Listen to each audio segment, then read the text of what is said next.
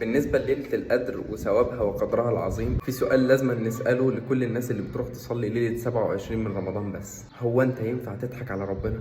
امال ليه بتروح تصلي ليلة 27 بس؟ هل حد فينا يعرف ميعاد ليلة القدر؟ محدش فينا يعرف ميعادها امتى. فازاي بتروح تصلي ليلة 27 وبقية الليالي ما بتصليهاش؟ ينفع؟ ما ينفعش. ربنا ما بيضحكش عليه. ربنا عز وجل بيقول في كتابه العزيز: يخادعون الله والذين آمنوا وما يخدعون إلا أنفسهم. يعني انت بكده ما بتضحكش إلا على ربنا بس. ازاي عايز تصلي يوم واحد وتحصل بها ليلة القدر اللي هي خير من 1000 شهر؟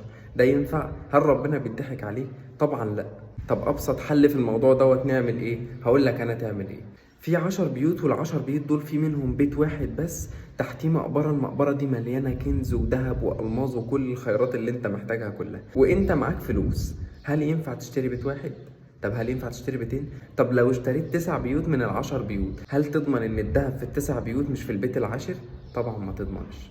طب اللي اشترى ال10 بيوت اكيد حصل الكنز. هو ده اللي هياخد الذهب فعلا، هو ده اللي هيعوض الفلوس اللي هو اشترى بيها البيت. انا بضرب لك بمثال واقعي عشان تعرف ان ربنا ما بيضحكش عليه. مش هينفع تصلي ليله او ليلتين او 3 ليالي وتقول لي انا كده ان شاء الله هحصل ليله القدر. لا، على الاقل المفروض حتى تصلي ال10 ايام الاخر عشان تحصل ليله القدر. ربنا يجعلني ويجعلكم من الذين سيدركون ليله القدر هذه السنه، وربنا يرزقكم كل شيء كويس ويبعد عنكم كل شر. قولوا امين. السلام عليكم ورحمة الله.